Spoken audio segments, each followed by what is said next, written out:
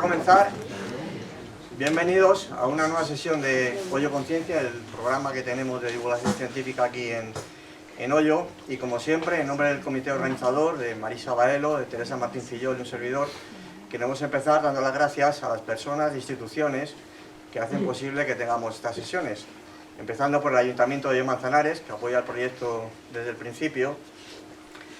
Y hoy especialmente me gustaría dar las gracias a nuestro concejal de Participación Ciudadana, a Juan José Crespo, por el trabajo, el esfuerzo y el apoyo que ha brindado al proyecto desde el primer momento, que va mucho más allá de sus obligaciones como cargo público. Así que, Juanjo, muchas gracias de corazón.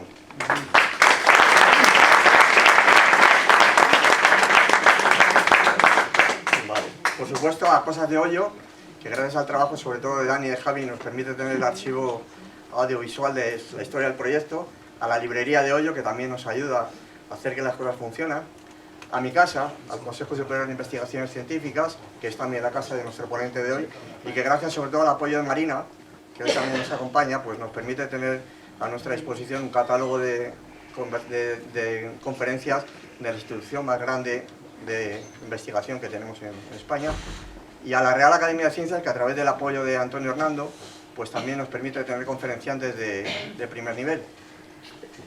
Por supuesto, a los ponentes de anteriores ediciones, que con sus excelentes charlas mantienen vivo el proyecto, y a todos vosotros, sin los cuales nada de esto tendría sentido. Y bueno, hoy vamos a tratar de un tema que solo la palabra asusta, nanotecnología, que cualquier palabra con más de 10 letras da un poco de susto. Pero tenemos la suerte de contar hoy con mi compañero, con José Luis Costa Kramer, que tiene el superpoder de explicar cosas muy complicadas de manera muy sencilla. Y bueno, tiene una trayectoria profesional espectacular, trabaja en el Instituto de Micro y Nanotecnología del CSIC, en el que ha sido director, y ha trabajado en muchos centros que tienen dos características, que son muy prestigiosos y que hace mucho frío. Él hizo la tesis en Suecia, en un sitio que se llama Kungliga Tekniska Högskolan, pero estaba en Suecia, es el centro más prestigioso de investigación que hay en Suecia, y teniendo en cuenta que Suecia es el país que organiza los premios Nobel, no es ninguna tontería. Luego ha trabajado en el MIT, el Massachusetts Institute of Technology de Boston, donde también hace mucho frío, y es sin duda el centro más prestigioso de investigación del mundo, y en la Universidad de Minnesota, que es cerca de donde se rodó la película Fargo. Así que ya os podéis imaginar el frío que hace. Y bueno, me gustaría destacar una cosa. Cuando se establecieron los PERTE, los planes estratégicos de recuperación, de resiliencia y transformación económica, José Luis fue designado como el representante del CSIC para el PERTE de semiconductores, que es uno de los más importantes, creo, junto con el de aeronáutica, ¿no? Sí, el más gordo. El más gordo, efectivamente.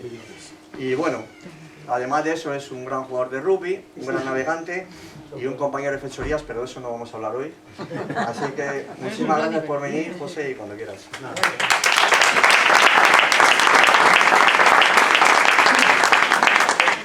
Espero, gracias a todos organizadores y espero que al final de la charla entendáis un poco lo que es eso, que es un corral cuántico. Y esto es una historia un poco visual y voy a intentar llegar hasta el punto de que se explica la cuántica y la relevancia que puede tener esto. A ver, hay que apuntar ahí, seguro. Creo que no. ¿Esto funciona? Ahora, espera. Primero, estoy en el Instituto de Micro y Nanotecnología del CSIC, ya me han regañado por usar el logo viejo, Marina, pero bueno, ese es el árbol de la ciencia. No me aclaro con esto, Miki. Como presentación personal, soy físico experimental, hice la licenciatura en la Universidad Complutense, especialidad de física de estado sólido. Me fui a Suecia, al Kungliga Tekniska Högskolan, que es el MIT sueco, y hice un primer doctorado que me costó 7 años en amorfos metálicos y muchas cosas. Le llevábamos el laboratorio al tipo, un catalán y yo, y sabía perfectamente que en cuanto acabábamos el doctorado nos pirábamos de ahí, con lo cual nos costó 7 largos años acabar el doctorado. Esas son las historias, pero aprendimos lo que no está escrito. Era un tío que venía de la 3M en Minnesota. Al final me casé con una minnesoteña también, o sea que el segundo doctorado lo hice, volví a España y por motivos más burocráticos que académicos hice un segundo doctorado en magnetismo y transporte en sistemas nanoestructurados. Hablaremos de eso bastante. Saqué la plaza justo cuando también la que era mi mujer, que estaba en la ATT en Lucen, en Tres Cantos, que sabéis que había una fábrica de semiconductores, la cerraron, se fue a Estados Unidos y nos íbamos a ir a Estados Unidos. Al final acabé yéndome a Estados Unidos, pero vamos, me saqué la plaza de nanotecnología en micro y nanotecnología, y a lo largo de mi carrera he hecho estancias, como ha dicho Miki, en el MIT, en el Instituto Venezolano de Investigaciones Científicas, que era un centro bastante bueno hace tiempo, Chalmers en Suecia y la Universidad de Minnesota. Me ha gustado y sobre todo especialmente la divulgación. He hecho una cosa que se llama el Tour Cuántico, que si me da tiempo os la abriré, Semana de la Ciencia, charlas, y participé en una serie de programas el verano pasado de difusión de la ciencia que nos quedaron bastante bien. Me gusta la divulgación. A nivel personal me encanta el rugby y navegar, también lo ha dicho. Ahí hay una foto. Uy, uy, se va, se va. Y estos son los barcos, la Peregrina se llama. Miki, esto me está volviendo loco. Ahí lo tienes otra vez. Láser, me hace falta un láser normal. El de abajo del todo. Ahí, este, vale. Vale, Senzo Alvente, este es mi barquito que está en Cabo de Palos, el Acrobat, es el rugby. Y también hace tiempo hice una cosa que es muy divertida, que es la relación de la tecnología con la mar, y me metí en una empresa murciana de drones subacuáticos. Se manejan con un joystick, igual que los drones aéreos, y son súper divertidos. Llevan un umbilical y hemos hecho cosas muy bonitas. Hablaré un poco de este señor. Esto es en Cabo de Palos, con el dron. Y sí que quería hacer un... Siempre me gusta... Hola Antonio, por cierto. Me gusta hacer una imagen del cuidado que creo que debemos tener con el planeta. Esta imagen es la Tierra. Cuando vemos la Tierra toda azul, parece que hay agua ahí como para una boda. Y la Tierra, si le quitas todo el agua y la pones, es esa esfera. Hay mucha agua, hay bastante menos agua de la que imaginamos cuando vemos la Tierra flotando, ¿vale? Hay que tener mucho cuidado. Esa es el agua salada, esa es el agua dulce, y ese puntito pequeño de ahí son mares y lagos. El mismo ejercicio se puede hacer con el aire. Sabéis que hay una capa de 10 kilómetros de aire alrededor de la atmósfera, una la coge, hace una pelota y la pone, para visualizarlo, al lado del globo terráqueo. Hay aire, pero no es mucho. O sea, es bastante grande, esto es una esfera grande, pero hay que tener cuidado con ello. Esta es la emisión de dióxido de carbono por quema de combustibles fósiles, que básicamente despega en la revolución industrial. Y esto, que es una cosa que está ahora, porque están ahora mismo ¿en dónde es? En Bakú, en Azerbaiyán. Esto es las emisiones de CO2 con todas las cumbres climáticas que hay. Es un gráfico que demuestra que las cumbres climáticas básicamente no valen para nada. ¿Vale? Este año van a pasar 50.000 personas por ahí. Ay, ¿me traes un poquito de agua? Sí, cariño. No te interrumpas. El año pasado fue en Dubái y pasaron 85.000. Y creo que debemos indignarnos, porque van ahí a ponerse de acuerdo con los datos, pero realmente hacer... Las que están los puntitos así blancos son los puntitos donde hay resoluciones, ¿vale? Que no hay ningún tipo de penalización.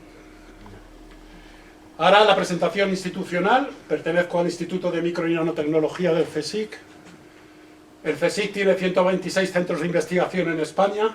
Somos unas 13.000 personas, 3.200 científicos, 4.000 becarios. A mí no me gusta la palabra becarios, son doctores en formación en realidad, y 5.500 personas de apoyo.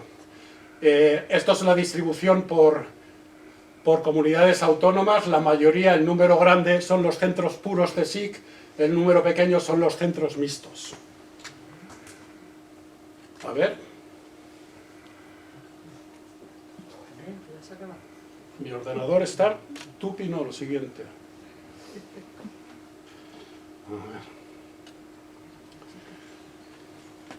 Pasa. Se ha quedado atascado. Ay. Tengo yo el mío, si no... A ver si así. Ahora. Ha pasado. Ahora. Estos son algunos de los ejemplos también del CSIC, que no sé si sois conscientes de ellos. El Hespérides, el Museo de Ciencias Naturales, Doñana, el Museo de Ciencias Naturales, la base antártica Juan Carlos I, y dos, hemos absorbido los centros nacionales recientemente, que nos han hecho populares también, porque el ICME, el geológico minero, ¿os acordáis de la opción del Tajagoite, se llama, el volcán? Ahí estuvo el CSIC, ayudó, predijo y salvó bastante gente. Y el Ángel Alvariño, que es del Instituto Español de Oceanografía. Este barco es famoso, entre comillas, porque rescató, no sé si os acordáis de la historia en Tenerife, que un malnacido fondeó a los dos cadáveres de sus hijas en Tenerife. Pues el hombre este que habéis visto antes, que se llama, yo me pongo a jugar, Salvador Franco, ese fue el que encontró el cuerpo de una de ellas porque el otro se perdió y pertenece al Instituto Español de Oceanografía. Y es en la historia de rescatar cadáveres en el fondo del mar, es el segundo encontrado a más profundidad que existe. Este señor está en Cartagena, es un técnico, fue el que diseñó la estrategia, tenía los puntos de la lancha donde el malnacido había parado, se había ido a comprar un móvil, había vuelto y dio con la secuencia lógica, y había un juez, había guardia civil y tal, y dijo a buscar aquí. Encontró el cadáver de una de las niñas, el otro reventó la bolsa y salió, y después encontró el sitio donde él se había suicidado. ¿Vale? Es, yo creo, un monumento triste, pero a la ciencia y a la tecnología. ¿Estoy yendo para adelante o para atrás? Gracias. Por cierto, de vez en cuando pregunto cosas, ¿eh? O sea, que estar atentos, y de vez en cuando miento como un bellaco al que lo encuentro. Vale, pues nada, en mi instituto hacemos, hay algunas transparencias que están en inglés, subtítulos en inglés, en español, desarrollo de materiales, micro y nanofabricación, técnicas de nanocaracterización, y tenemos un paraguas que es la sala, una especie de sala blanca donde micro y nanofabricamos, ¿vale? Y yo durante un tiempo he llevado, ahí dilapidé mi carrera científica, 7 años me dediqué a intentar hacer detectores superconductores de radiación. Os lo voy a contar brevemente y después empiezo con la charla. La Agencia Espacial Europea, el gran éxito que tuvo fue XMM Newton, que era un satélite que miraba los rayos X. El 15% de la radiación que viaja por el universo viaja en formas de rayos X y nos da información del comportamiento de la materia en condiciones extremas, agujeros negros, etc. Esta la veréis a lo largo de la charla varias veces, pero al final uno manda al espacio y pone en órbita una cosa de estas, donde en el corazón del instrumento hay una batería de superconductores puestos a mitad transición que cuando llega un fotón de rayos X le dan un pulso de calor y se calientan, ¿vale? Eso se llama un TESS, Transition Edge Sensor. Y hay que fabricar superconductores, ponerlos encima de una membrana, que es una cosa muy fina, ¿vale? Y ajustar su temperatura de transición a 50 milikelvin, que son 272,3 bajo cero. Fabricar eso es lo que yo intenté, porque no tengo ni vergüenza ni sé decir que no, y ahí me pasé 7 años intentando fabricar esto. Para el infrarrojo, que tiene que ver más con preguntas, tuvisteis una charla excelente de Miguel Mas aquí sobre la vida y la posible presencia de vida. Uno mira en el espacio al infrarrojo. Hacemos cosas en terahercios, que es una banda prohibida porque el vapor de agua del aire lo absorbe, entonces, pero a pequeña distancia puede dar mucha anchura de banda en espacios reducidos, y el ser humano y la anchura de banda es ávido para la anchura de banda. Y bueno, láser es un tipo especial. Decir, a ver, que todas estas cosas se hacen en esto, que cuando lo ven mis amigos, aquí hay algunos del equipo de rugby, lo primero que dicen, eso es para hacer cerveza, ¿no? Pues no. Esto que veis aquí es una máquina de ultra alto vacío. Ahí cogemos, le quitamos todo el aire y fabricamos las cosas con una pureza exquisita. A pesar de ello, y veréis alguna imagen al final, lo que solemos hacer, no sé qué imagen tenéis de un científico, pero básicamente cuando uno trabaja con esto, hay bombas de vacío, es un tío sucio con una llave inglesa en la mano. Es como solemos estar en el laboratorio. Y es un laboratorio en condiciones ultra limpias, ¿vale? Eso también para que veáis un poco. Entonces, el esquema de la charla es el nanomundo, cómo hemos llegado a él. Voy a hablar un poco de la microelectrónica para que entendáis la relevancia, la invención del microscopio de efecto túnel, que es el microscopio que hizo esa primera imagen que os enseñé, y después voy a dar unas pequeñas conclusiones de lo que es y no lo que es, lo que no es. Una definición, el conjunto de saberes que nos permite manipular la materia en la escala del nanómetro, ¿vale? Un nanómetro, el nanómetro, esto es 1 milímetro y esto es 0,1 nanómetro, ¿vale? Pues ahí en medio, entre 1 nanómetro y 100, es donde se mueve la nanotecnología. Para que veáis unos números, a pesar de que he prometido no poner fórmulas, esto no son fórmulas, un nanómetro es 9 posiciones de 0 metros, 10 a la menos 9 en notación científica. Una micra, 10 a la menos 6, un milímetro, 10 a la menos 3. Las longitudes de onda de radiación están aquí, rayos X, ultravioleta, infrarrojo, microondas y radiofrecuencias. Y el espectro visible está ahí, ¿vale? ¿Alguien me podría responder de por qué vemos en estas longitudes de onda? No. ¿Eh? No, yo no te voy a resolver. No oigo. Que no te puede responder. Joder, me voy a permitir el lujo. Ya lo dije. Para que os animéis. Antonio. Una chocolatina. Antonio, es de que no sabe. Porque el sol, la bombilla, emiten esas frecuencias. Pues el ojo humano a lo largo de muchos años ha cogido, y nuestra bombilla es el sol, y se ha adaptado al sol. Aquí también se ve lo que os decía, de que el vapor de agua de la atmósfera absorbe mucha de la radiación solar y hay unas ventanas, aquí el ozono, a frecuencias por debajo del ultravioleta, ¿vale? Entonces la bombilla es el sol, y el ojo humano ve en el rango de, los números son entre 400 y 700 nanómetros, ¿vale? Esto es un viaje hacia abajo, metro, la flor, la mosca, 10 centímetros, 1 centímetro distinguimos la mosca, 100 micras el ojo de la mosca. Ya por debajo de las micras, la radiación que ilumina es incapaz de darme detalle, ¿vale? Y hay que ir a los microscopios electrónicos, se llama. El microscopio electrónico cogemos y hacemos algo parecido que con la luz, enfocamos un haz de electrones muy pequeño y los electrones que nos se remiten los capturamos, ¿vale? Y podemos bajar a cosas del orden, estos son moléculas que se llaman omatidia, que son los hexágonos que tienen en los ojos los insectos.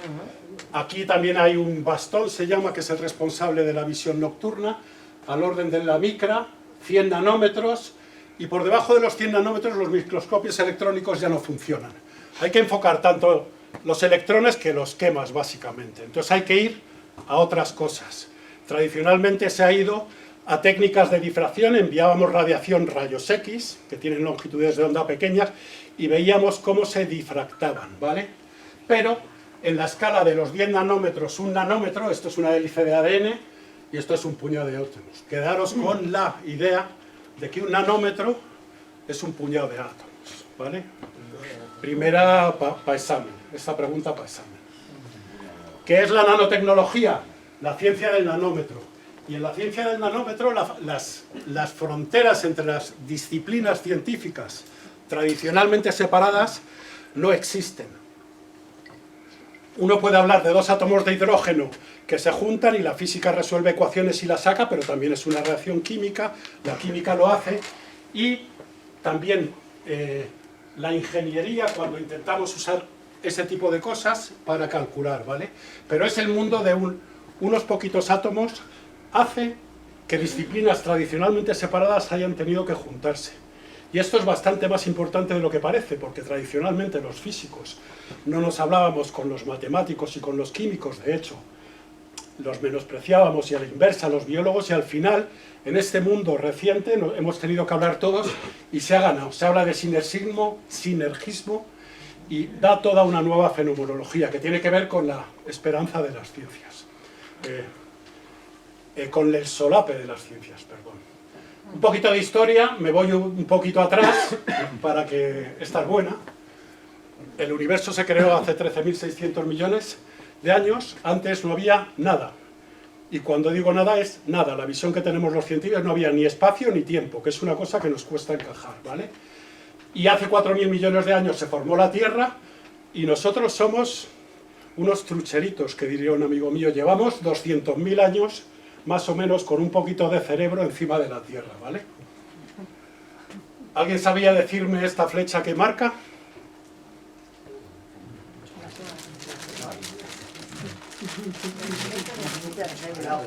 ¿Eh? Agua.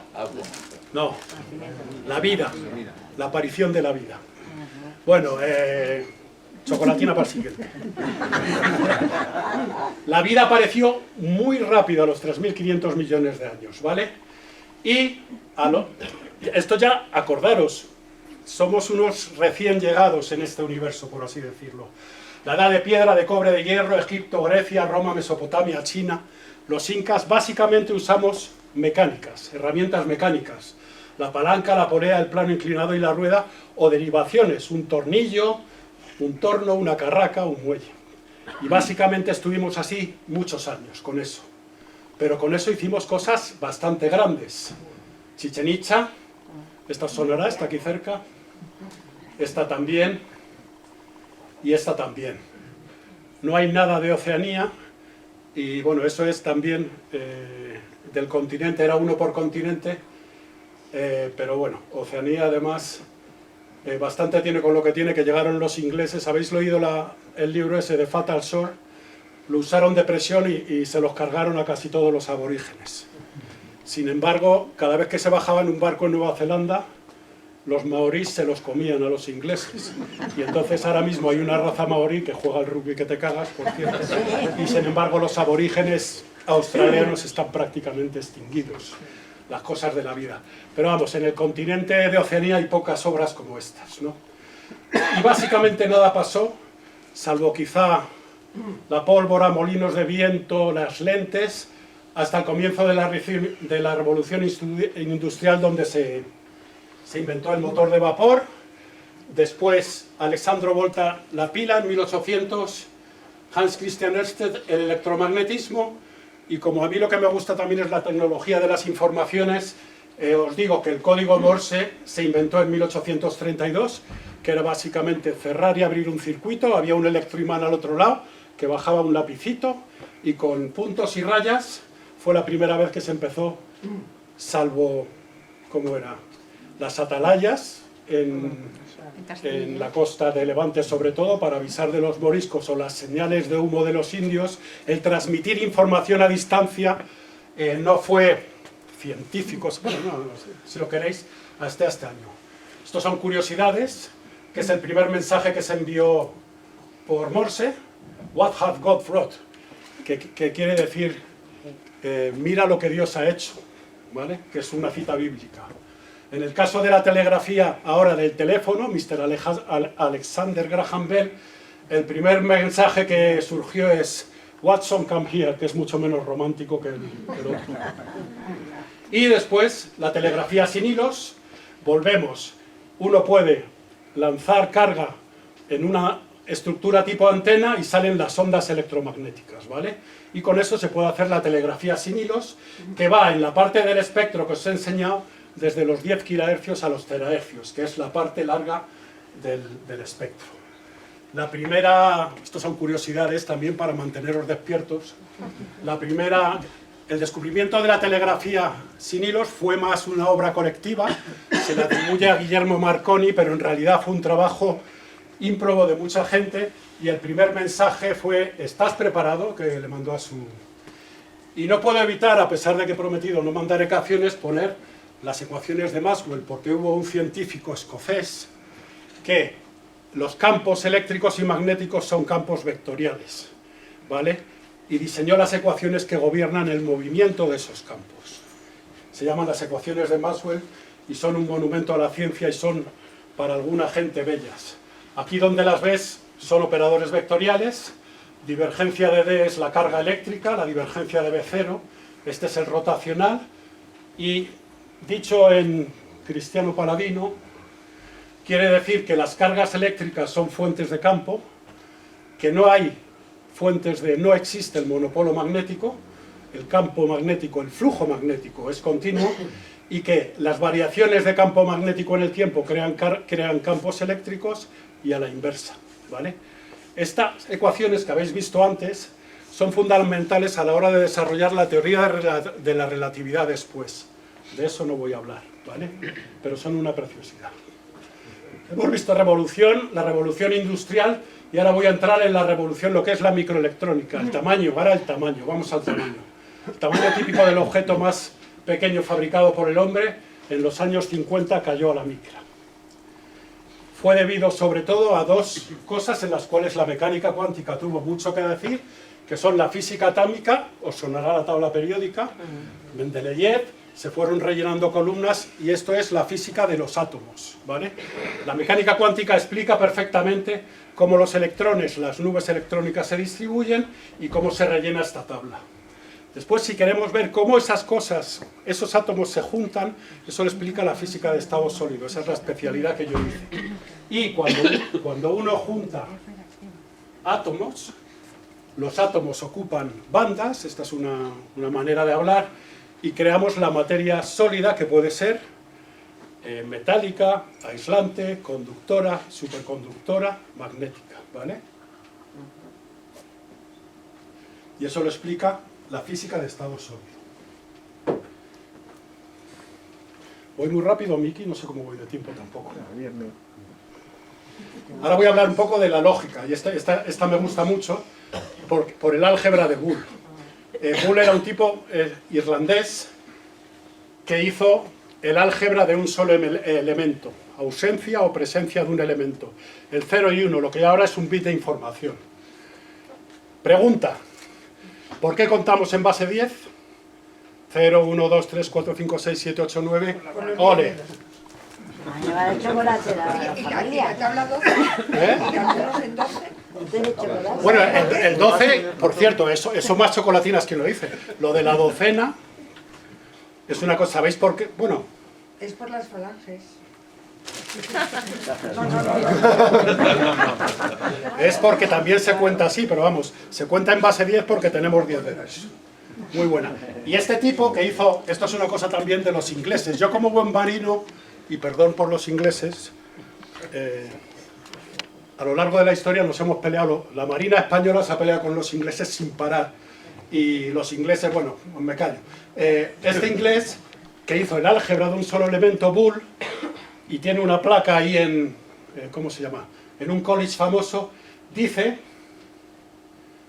que es el autor de las leyes del pensamiento. Tócate... O sea, lo que hago es un álgebra de un solo elemento, ausencia, presencia, que a la gente, el álgebra de Boole, verdadero o falso, si no, y digo ya que me he inventado las leyes del pensamiento. Los científicos a veces tenemos que bajarnos un poco de la burra, digamos, ¿no? Pero lo importante, y este es un anuncio de IBM de los años 50, donde está la respuesta de los dedos, que dice: the fingers you can count on, los dedos que puedes. Para hacer electrónica, la única manera que se sabía era, los electrones no circulan por aquí, entonces hay que hacer vacío y hay que meter metales que emitan electrones y que los deflecten, que los atrapen o que los modifiquen.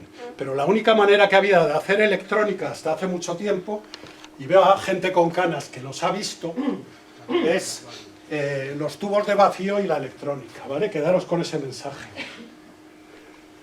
Y ahora preguntas, esta es la electrónica de vacío, como os he dicho, son tubos de esto es una televisión, la gente lo ha visto, ahí está el vacío, los electrones, y hay unos solenoides que son unos arrollamientos que modifican los electrones, que dan en una pantalla fluorescente y donde creo la imagen, ¿vale? Y ahora sobre la electrónica de vacío aplicada a la computación. ¿Alguien sabe lo que es un diodo? Un interruptor. Dale. Que solo deja pasar electrones en un sentido. Chocolatina. Es un bicho de dos patas. Hay más, ¿eh? Pues estáis. Es un bicho de dos patas que deja pasar la corriente eléctrica en una dirección y en la otra no. Bicho de dos patas. ¿Alguien sabe lo que es un triodo? Toma. Es un bicho de 3 patas. ¿Y qué es lo que hace el bicho de 3 patas?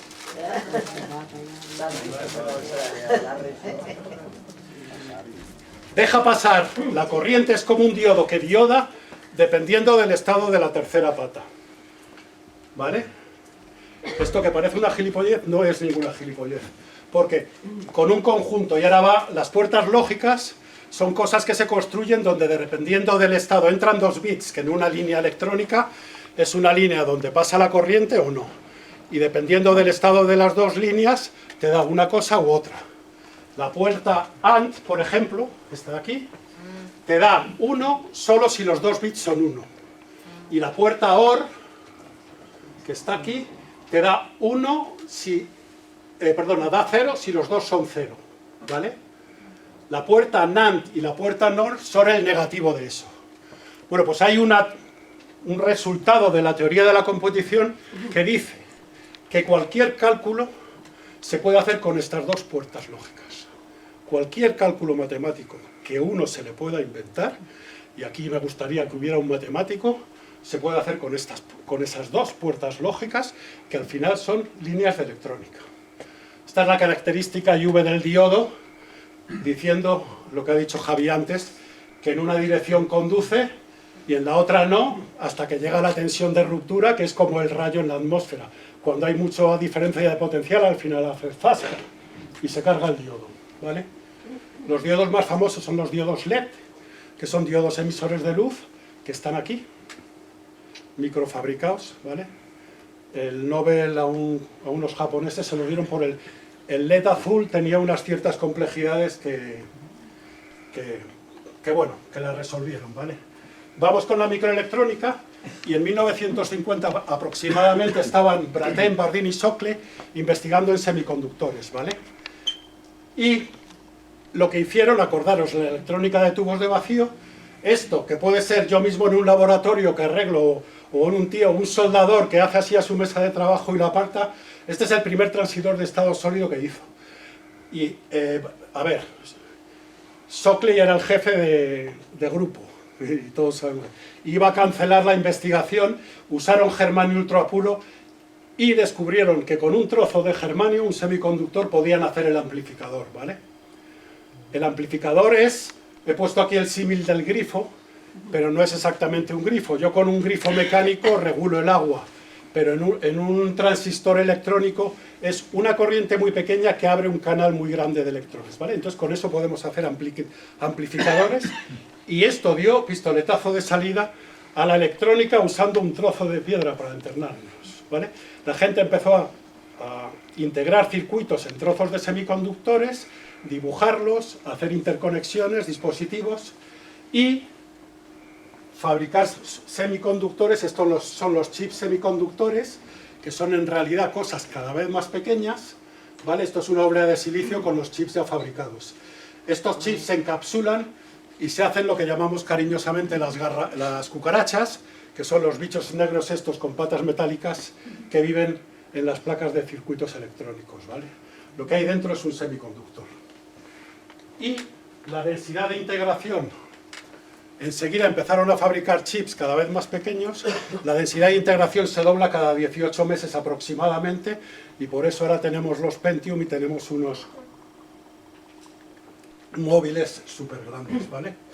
La tecnología ha ido manteniendo el viejo concepto de la litografía, pero ahora mismo estamos llegando a la era del Angstrom, que ya uno puede hacer pistas casi de 2-3 átomos. No voy a entrar en esto. Esto es un mundo. Saber que ahora mismo la máquina más avanzada está en ASML en Holanda, y es el núcleo de una guerra comercial entre China y Estados Unidos, porque hay una empresa holandesa que se llama ASML y los Estados Unidos quieren que no se la vendan los chinos. Ahí mi primer estudiante de doctorado trabaja en esa empresa y me lo conozco de primera mano, pero vamos, hay un follón montado con Taiwán. Habéis oído hablar de Taiwán y las fábricas de... La empresa más gorda se llama TSMC. Bueno, un lío. Pero el crecimiento, cuando una cosa se dobla cada cierto tiempo, eso es exponencial, ¿vale? Eso en la pandemia también habéis aprendido el concepto de exponencial, ¿no? Es una cosa que crece muy rápido. Esta escala de aquí es logarítmica, 1000, 10.000, 100.000, 1.000.000, ¿vale? Entonces, cuando una cosa es recta en una escala logarítmica en el eje, eso es exponencial, ¿vale? Las razones para la evolución exponencial, económicas, científicas, la física y la química, sobre todo la física de estado sólido y la física de superficies, han sido cruciales en el desarrollo de muchas tecnologías que han permitido eso, ¿vale? Y aquí os pongo algunas técnicas, XPS, UPS es ultravioleta, photoelectron spectroscopy, refracción de rayos X, muchas se usan en medicina, habéis oído de, bueno, resonancia de positrones, resonancia magnética nuclear, el láser, todo eso, y aquí esta medalla va en honor de todos los físicos, porque la mayoría de las máquinas las inventamos los físicos. Ahí me tengo que poner un poco chulito, pero las cosas como son. Y al final acabaron como la difracción de rayos X, ¿vale? Esto ha sido un ejercicio que hice con ChatGPT ayer, que era... No soy muy fan, pero vamos, le dije, hazme una imagen de todo lo que hay ahora con cacharros antiguos, ¿no? Y bueno, esta fue la primera, que aquí hay un mapa que me gustaba. Esta fue la segunda, y ya la tercera me pidió dinero, ChatGPT. Pero bueno, la cosa está que ahora mismo gran parte de las cosas... Yo, por cierto, tengo una anécdota en el nudo de manoteras con el Nokia este, que se me cayó, le pasaron por encima. Yo iba en una moto, se me cae el móvil, le pasaron por encima 7 coches, me bajé, lo cogí, lo encendí y me fui. Y vamos, el móvil estaba perfecto. El Nokia 34S, aquello era irrompible. Dudo mucho que eso pase, ¿vale? Bueno.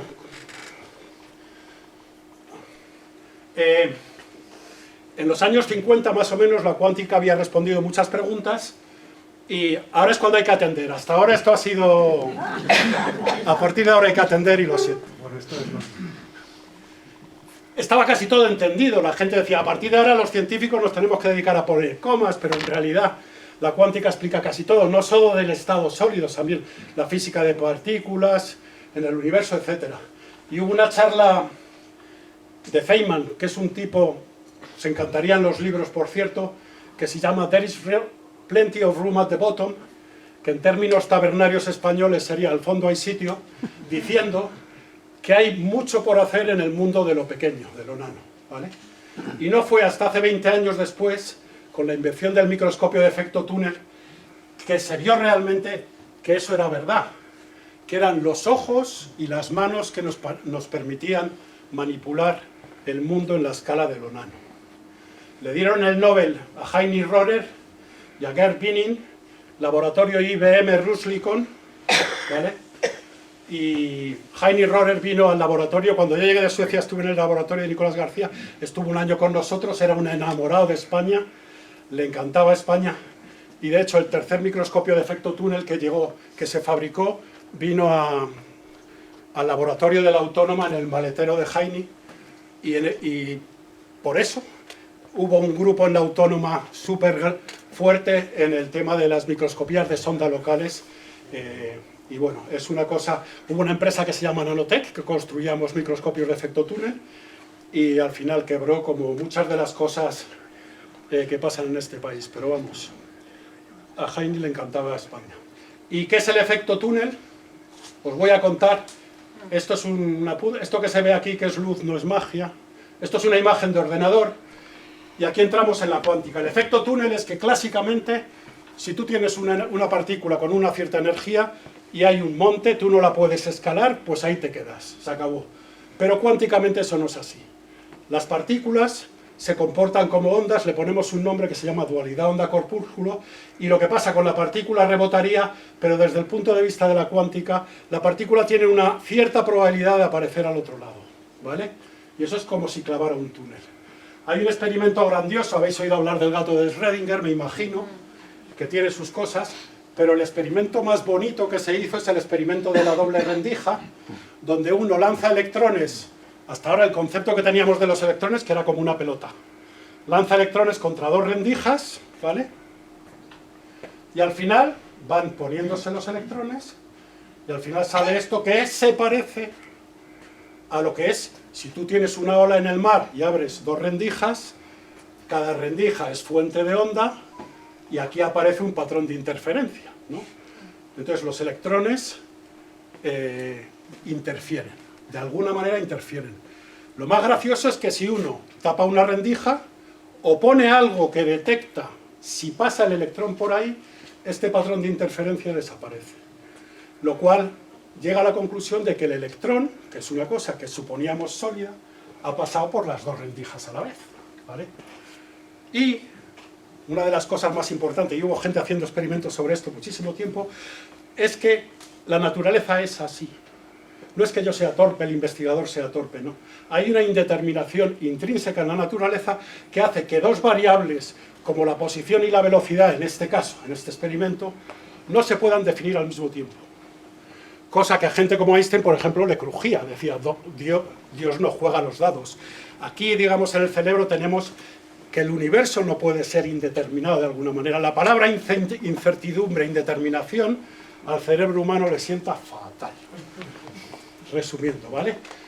El gato de Schrödinger es una cosa que se inventó, que si uno pone una trampilla y para cuando el 50% de la probabilidad de que se haya emitido una partícula es 50%, y esa partícula activa una cápsula de veneno que envenena al gato, el gato no está ni vivo ni muerto. El gato está en un estado, y ahora entramos en la cuántica, que es vivo y muerto a la vez, ¿vale? Es una cosa, es un poco una floritura, pero ilustraba bien el principio de que cuánticamente hay cosas que pueden estar en dos sitios a la vez, ese tipo de cosas, ¿vale? Chascarrillos de cuántica, esta me gusta a mí, porque uno de los tipos que más sabía cuántica, decía, el que le han contado la cuántica y dice que la ha entendido es que no se ha enterado de nada. Este es un premio Nobel, tenía todos los galones puestos, y claro, llegas tú y dices, joder, o sea, a nadie se le ocurre decir, ¿vale? Y este es el que dijo lo de there is plenty of room at the bottom, by the way. El Nobel se lo dieron por el desarrollo de la electrodinámica cuántica, pero ¿vale? Niels Bohr, que hizo el primer modelo del átomo, creo, todo lo que llamamos real está hecho de cosas que no pueden considerarse reales. Fijaros que estoy hablando del comportamiento de la materia a las escalas de unos pocos átomos, pero estamos hechos de átomos, ¿no? Y esta es más buena porque en el gato de Schrödinger dice, hasta que nadie levanta la tapa para ver si el gato está vivo o muerto, el gato está vivo o muerto. En el momento que un observador levanta la tapa, y eso es una cosa de la teoría cuántica que se llama el colapso de la función de onda, la realidad se define, ¿vale? Entonces, en la física moderna la cuestión de la consciencia surgió en relación con la observación de fenómenos cuánticos. Y dice, la teoría cuántica evidencia que estos procesos se pueden entender como lazos de una cadena de procesos al final de la cual está el observador. El observador no tiene por qué ser una persona, sino puede ser la rendija. ¿Me explico? O sea, el experimento no es un experimento con un ser humano, con una consciencia, sino hay algo que determina la realidad, ¿vale? Pero es importante. La cuántica modifica conceptos tan arraigados como el reduccionismo, la consciencia, el determinismo. Sobre esto nos podíamos tirar hablando y bebiendo cervezas mogollón. Pero esta la pongo siempre para aclararme, porque dice, ¿este loco ha puesto una pelota de tenis ahí? Sí. ¿Y por qué? Porque vosotros, o cualquiera que puebla este planeta, yo le tiro una pelota de tenis o le tiro los lacasitos y los cojo al vuelo. Y no sé nada, ni de tiro parabólico, ni que la G, la constante de gravitacional, es 10 metros por segundo cuadrado, ni nada, no sé nada, pero la cojo. Hay algo aquí que me ha entrenado para funcionar en este mundo, ¿vale? Si la pelota me pasara a través de la mano, me quedaría flipado, ¿no? Sin embargo, ha llegado un estado de la evolución en que mi yo consciente, he ido investigando y me encuentro con cosas que contradicen la evolución que me ha hecho ser lo que soy. Yo tengo un cerebro que, no sé, pero el vuestro no sé, pero el mío es cojonudo, te quiero decir, hace unas cosas espectaculares, ¿no? Pero bueno, bromeando un poco. Entonces, lo que hay abajo funciona de otra manera. Entonces, humildad. El microscopio de efecto túnel al final es, clásicamente, uno coge dos metales, coge una pila, le aplica una diferencia de potencial y hasta que no se tocan por ahí no circula la corriente. Cuánticamente, si uno los pone muy cerca, muy cerca, hay una cierta probabilidad que un electrón que vive aquí vea que hay estados al otro lado donde puede saltar, hacer un túnel y pasa, ¿vale? Eso es una corriente que se mide. Y el gran éxito de Binning y Rorer fue hacer un instrumento que usaba este principio, ¿vale? El instrumento se basa un poco en lo que es un bastón de ciego. Pero quería deciros algo antes, pero se me ha ido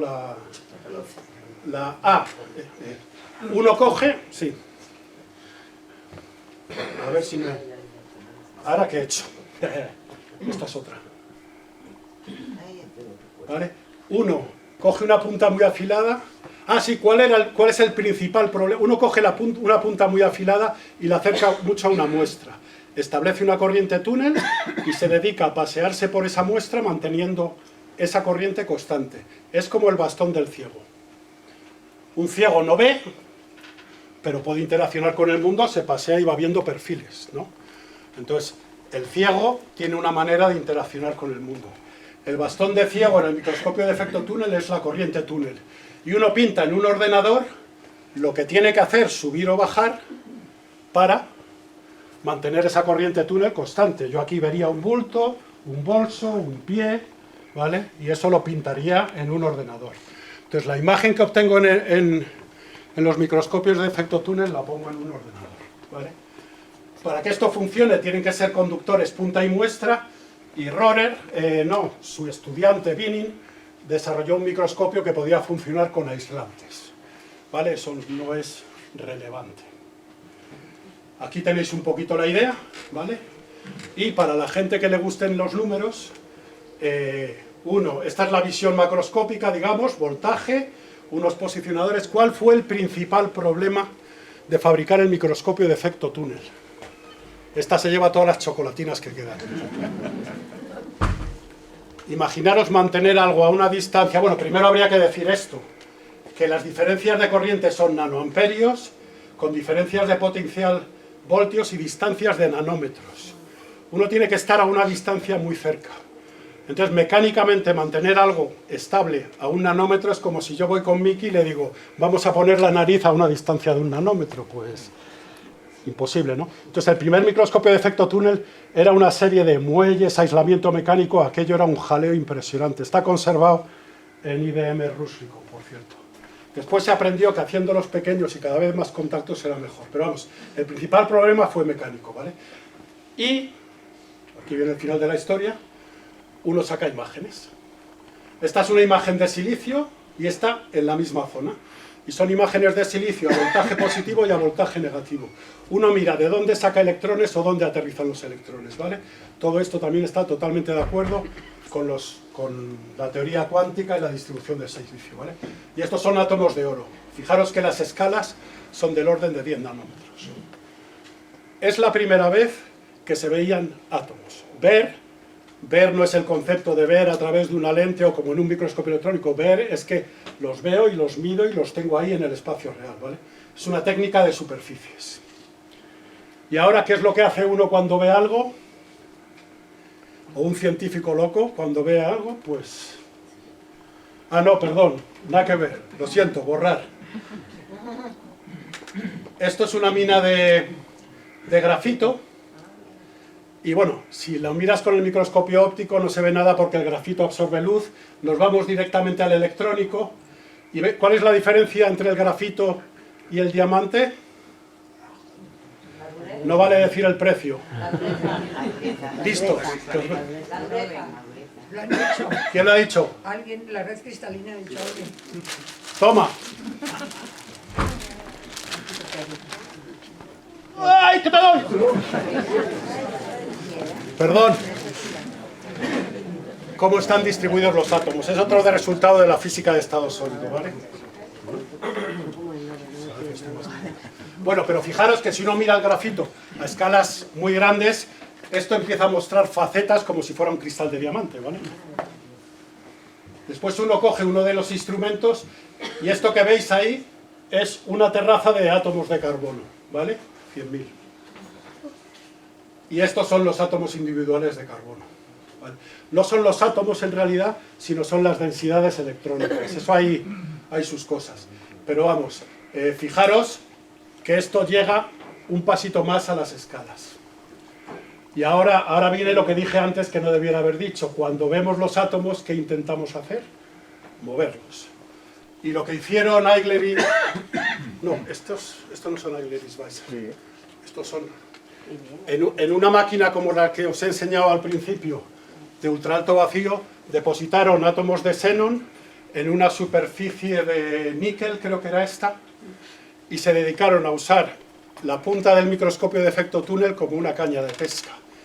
Y cogieron, pescaban los átomos, los levantaban y los depositaban donde querían.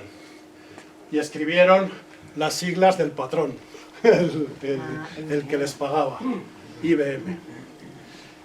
Esto, que no tiene ningún valor, digamos, si quieres, escrito IBM tiene un valor conceptual muy grande. Y el valor conceptual es que por primera vez en la historia conseguimos hacer ingeniería atómica, conseguimos poner los átomos donde realmente queremos, ¿vale? Y eso es importante. Después, y aquí viene la parte que vais a entender, el corral cuántico, que es para mí la imagen de la nanotecnología. Y estos sí que son Eigler y Schweitzer. Cogieron y depositaron átomos de hierro en una superficie de cobre. Y se dedicaron a cerrar el círculo, ¿vale? Esto es, antes de cerrar el círculo, medio círculo, 3/4, círculo entero. Y fijaros que aquí aparece una cosa que aquí no estaba, ¿vale? Entonces los mismos átomos, la misma superficie, y de repente aparece una cosa que si uno resuelve las ecuaciones exactamente, son los nodos, como las cuerdas de guitarra, la energía pues tiene nodo 0, nodo 1, nodo 2, nodo 3, y cuando para uno dice, pues aquí estoy, ¿vale? Entonces estas son las vibraciones de los electrones que se quedan atrapados por los átomos de hierro, ¿vale? Es un corral y te da dos ideas que para mí son fundamentales. Una, que los mismos átomos, la misma superficie, se pueden portar de manera totalmente diferente. Esto y esto son los mismos átomos, y sin embargo uno es totalmente diferente del otro.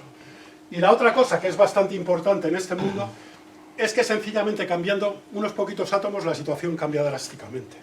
Y eso es una cosa de la nanotecnología que es fascinante. Aquí tenemos a Miki, que ha hecho cosas con nanopartículas de oro, y tiene 7 átomos de oro, y lo mismo eso es aislante, le añades un átomo de oro y es conductor y magnético.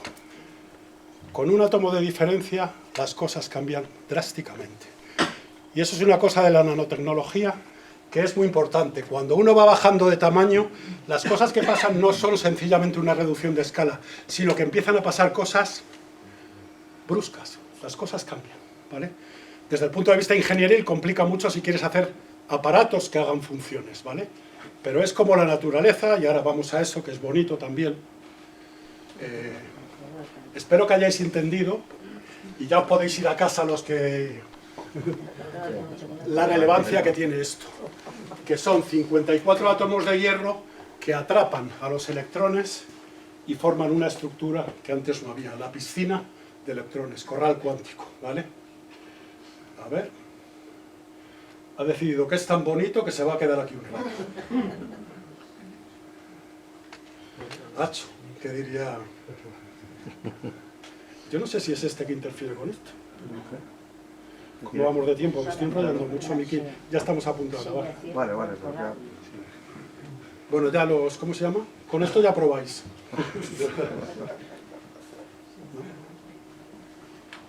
A ver. A mano.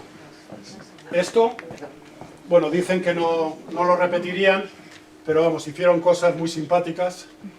Esto tiene cierta relevancia también en la cuántica, y aquí hay una cosa que se llama los espejismos cuánticos, que esto es un elipsoide y cosas, pero bueno, le pillaron el truco y funcionaron. Una vez tienes la imagen en el ordenador, puedes hacer virguerías y ponerla, pero vamos, la imagen buena es la otra, ¿vale? Esto es un experimento, voy a ir rápido ya porque, ¿qué hice yo? Pero no lo voy a contar, de cómo conduce un átomo. El experimento de la más sencillo, donde se ven fenómenos cuánticos, o cómo conducen contactos pequeños, bueno, da igual. Pero dos caminos hacia... Es que como me enrolle no salimos de aquí. La diferencia conceptual, hay otra manera de hacer las cosas. Cuando uno hace cosas se llama top-down y bottom-up, ¿vale? Uno quiere hacer cosas pequeñas, el mecanismo tradicional antiguo es coger cosas grandes y disminuir el tamaño, pero ahora tenemos otra herramienta que es hacer las cosas de abajo arriba, cogiendo átomos individuales, y el primer libro que se escribió, estas son imágenes de ordenador, fue en 1986, y lo que daba era un pistoletazo de salida de decir The engines of creation, the coming era of nanotechnology. Las máquinas de la creación, la era que viene, que es donde estamos ahora, que es que uno puede pensar, imaginar, y como muchas cosas que hacemos el ser humano, una vez la visualizas y te pones a trabajar, puede que la consigas, ¿no? Hacer máquinas átomo a átomo. Disciplinas del nanomundo, en todos los campos de la física en concreto, lo nano es especial, pero a mí sí que me gustaría acabar con una que es muy bonita, que es en la biología, y es un vídeo que se llama The Inner Life of a Cell, que os voy a enseñar ahora, si me deja en el cual, en 2006, unos investigadores, esto tiene que ver con lo nano en biología, ¿vale? Y no sé si lo habéis visto. Unos investigadores de Harvard se hicieron equipo con gente de diseño gráfico y computación, la compañía se llama XVivo, intentaron hacer una cosa lo más fidedigna científicamente de cómo funcionan las cosas en las células. Y a ver si funciona. Esos son glóbulos rojos y glóbulos blancos en el caudal. Esto es una simulación, ¿eh? Los glóbulos blancos van por la pared de la vena y se anclan y se desanclan. Esto es fidedigno científicamente. Y conozco gente que ha llorado, que se lo tuvo que estudiar a pelo en su día, y cuando vio esto lloraba, porque realmente es una ayuda fundamental. Esta es la manera en que los glóbulos blancos van circulando por las paredes, ¿vale?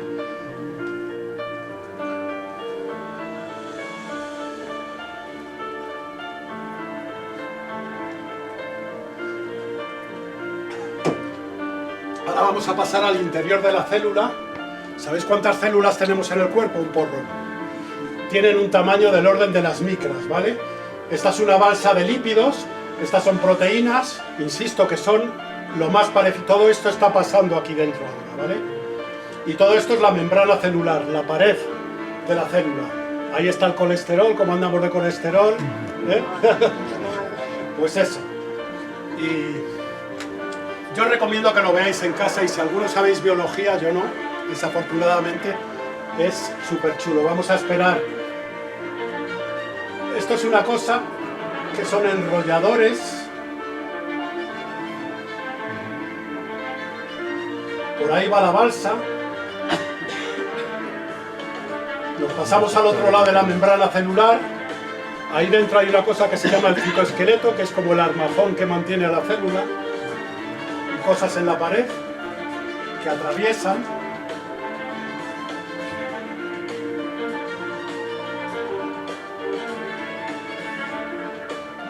Paramos cuando lleguemos al ¿cómo se llama? Al prota.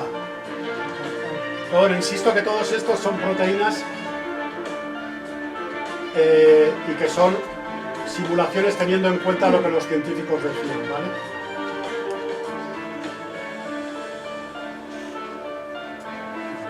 Todo esto, por cierto, está en un fluido que no me acuerdo cómo se llama el líquido.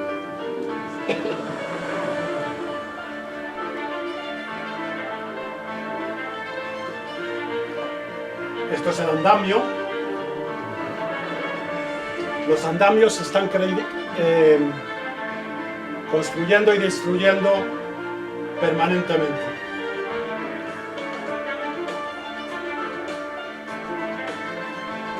Hay moléculas que cortan, moléculas que empalman, moléculas que... Y todo esto, insisto, son proteínas individuales, y la gente que sabe biología lo... Esa creo que es, eso es una proteína de corte. Ha dicho, esto fuera. No es, hay que sanear. ¿Qué hay que sanear? Fuera. Esto se llama microtúbulos, que no sé exactamente si tienen algo que ver con la estructura, digamos, mecánica de la célula o no. pero también se construyen y se destruyen. Aquí lo veis. Y creo que es por estos por los que circulan.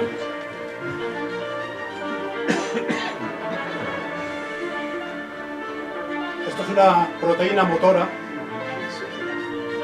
y es la que lleva carga, y esto es una especie de combustible que va hacia el aparato de Golgi, creo que es, y que de alguna manera alimenta el núcleo de la célula y la otra. ¿Veis aquí? Por ahí van circulando. Esto creo que es una mitocondria, eso de ahí al fondo es la célula, pero bueno, lo cogéis y lo veis en casa. Pero y al final, Porque si no nos alargamos mucho. Pero la idea es nanorobots, y ahora viene la parte... Bueno, ¿a dónde vamos con todo esto? Y a mí siempre me gusta, esto también es una cosa de las plazas, digo, pues no tengo ni idea, ¿vale? Y realmente las herramientas que tenemos son muy poderosas, conceptualmente estamos haciendo, yo creo, las cosas bien, y quien quiera hacer predicciones de futuro que se arregle. Esto es una cosa de los años 50 donde se desarrolló la microelectrónica. Es un libro que creo que todavía se estudia, que dice: donde una calculadora del tipo ENIAC tiene 18.000 tubos de vacío y pesa 30 toneladas, los ordenadores en el futuro pueden tener 1.000 tubos y pesar 1,5 toneladas. Eso está escrito, digamos. Entonces, con esto en la cabeza, el que haga predicción... Este es un dicho de mi padre, que creo que es una tradición de un dicho alemán. Mi padre se casó con una alemana, y esto me lo decía a menudo cuando yo le contaba mis planes, que es que el diablo sonríe cuando los hombres hablan del futuro. Entonces, visión de futuro, ¿dónde vamos? Ni la más mínima idea, ni nada que se le parezca. Ahora, sí sé que esto que estamos haciendo es bueno y estamos haciendo muchas cosas bien. Una de estas es esta. En nanomedicina...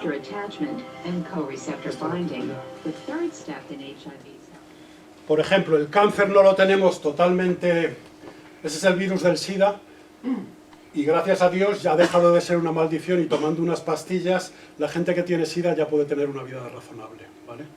Eso es una consecuencia. Eso se llaman retrovirales, y lo que previenen es precisamente ese virus, es parecido, por cierto, al del COVID, y previenen justo lo que está haciendo ahora el virus, es anclar, y hay un inhibidor de la fusión que cuando llega el virus y quiere pasar la pared celular, dice: por aquí no, chaval, ¿vale?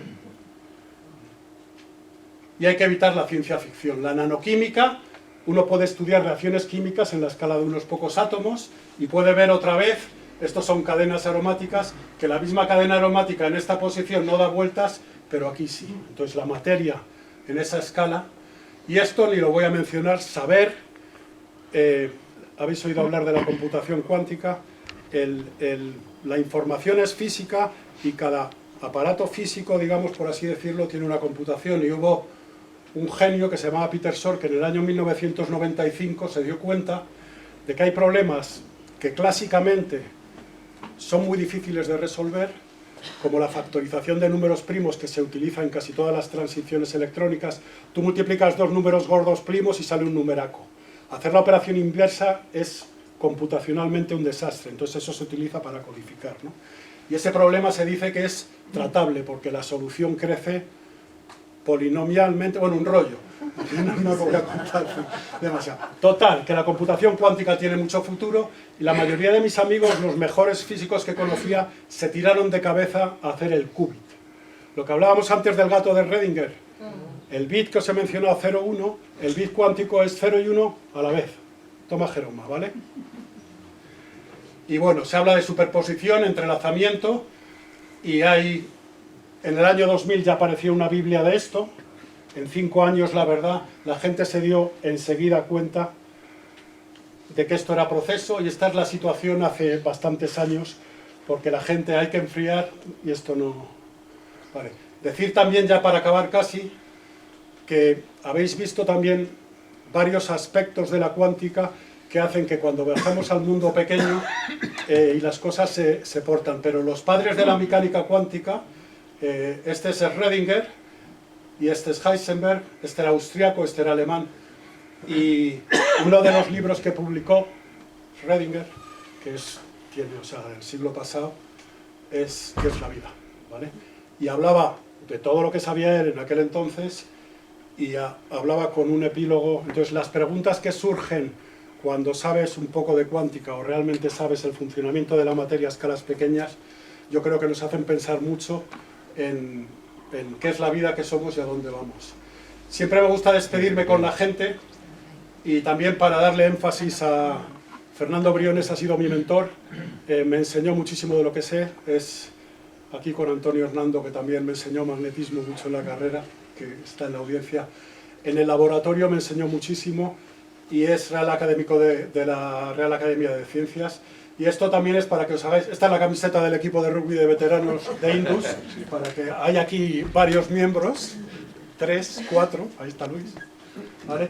Pero también para que os hagáis una idea de que realmente cuando estamos trabajando no estamos ahí pensando en nuestras cosas, solemos estar con máquinas como estas, que parecen máquinas de cerveza, pero en realidad son máquinas ultra limpias donde crecemos cosas átomo a átomo, y con ello intentamos fabricar cosas útiles, ¿vale?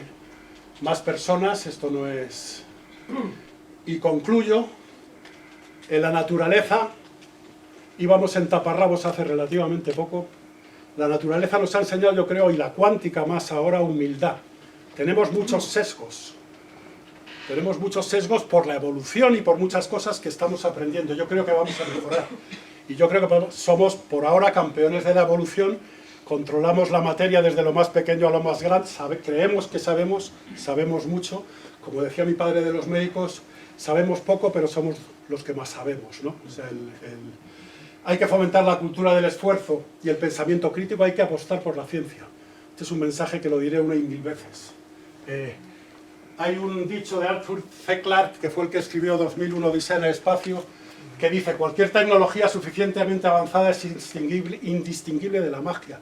Pero no somos magos los científicos. Nos pegamos una pecha a currar y resulta que ahora la mentira es muy rentable, ¿vale? Y los seres humanos actúan más por convicción que por la razón.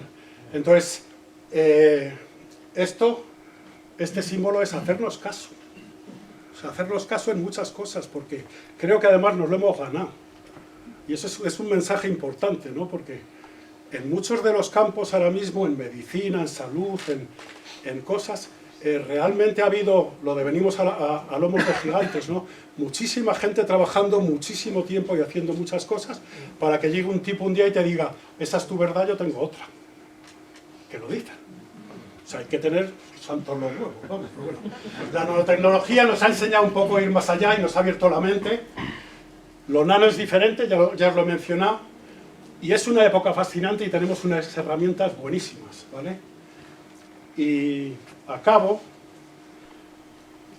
Esta es una de las pocas veces que me ha sentado bien un traje, y se la di la foto a Miki, que alucinó en colores. Es la boda de mi hija en Lozoya, y como decía mi padre, te sienta como un santo Cristo 2 pistolas.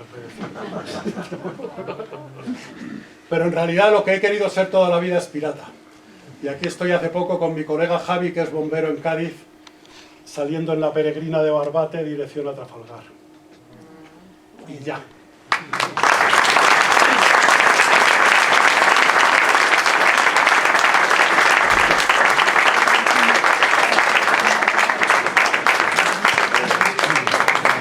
Muchísimas gracias por una charla tan estupenda. Has citado varias frases famosas de Feynman. Falta la que es favorita mía, que es que Richard Feynman también decía que la física es como el sexo, que puede dar resultados prácticos, pero normalmente no es ese el motivo por el que lo hacemos.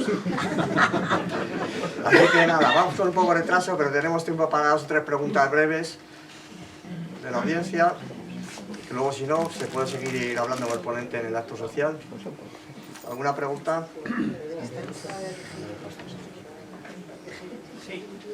Sí, mira, allí. Sí.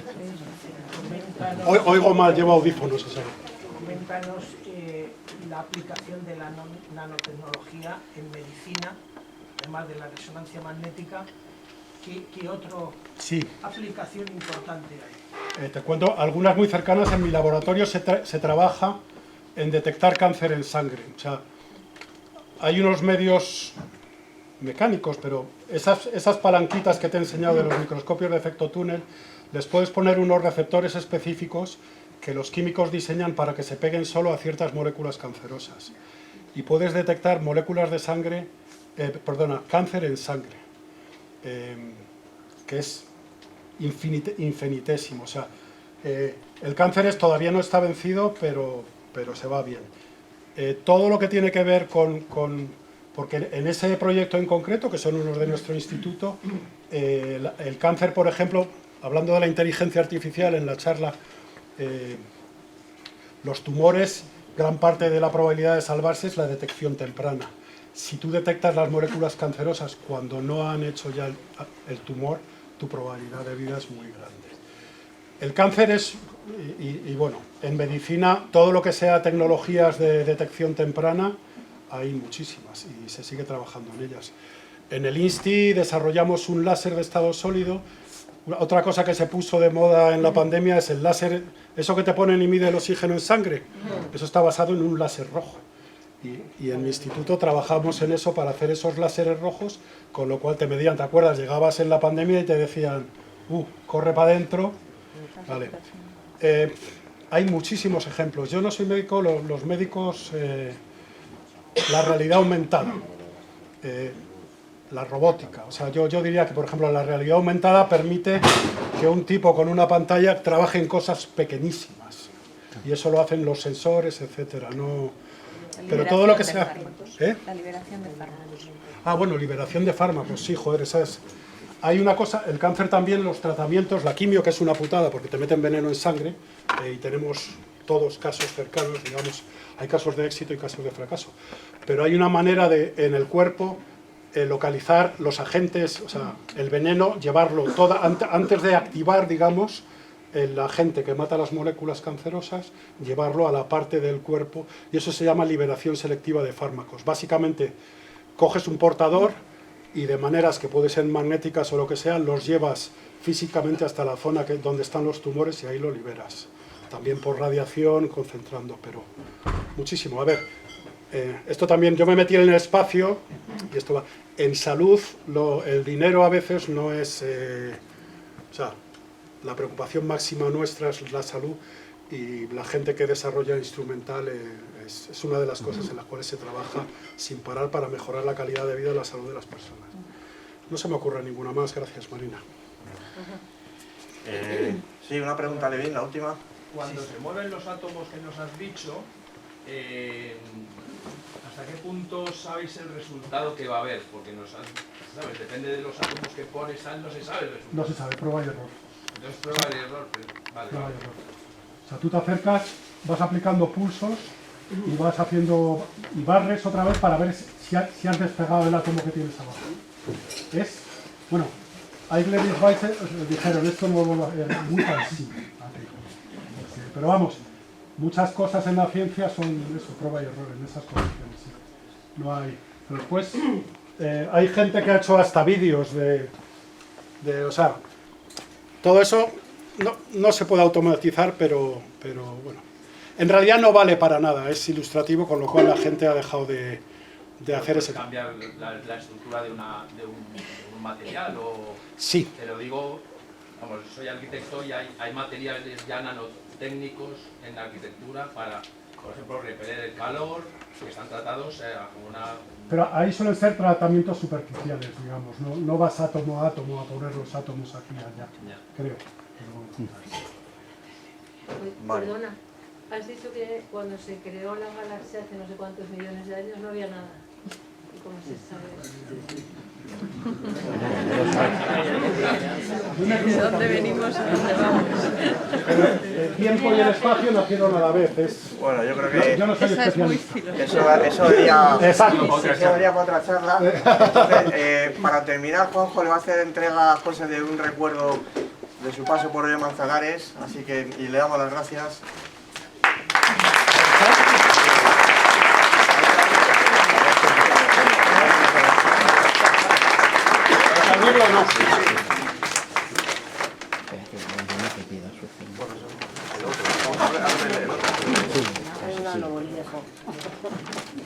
Han sobrado chocolatinas, ¿eh? Muchas gracias.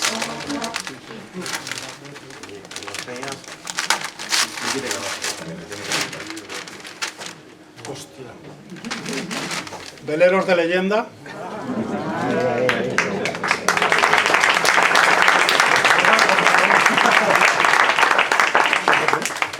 Es un boli, ¿no? Ya. Vale, pues ya... Y un boli. Gracias a todos. Muchas gracias.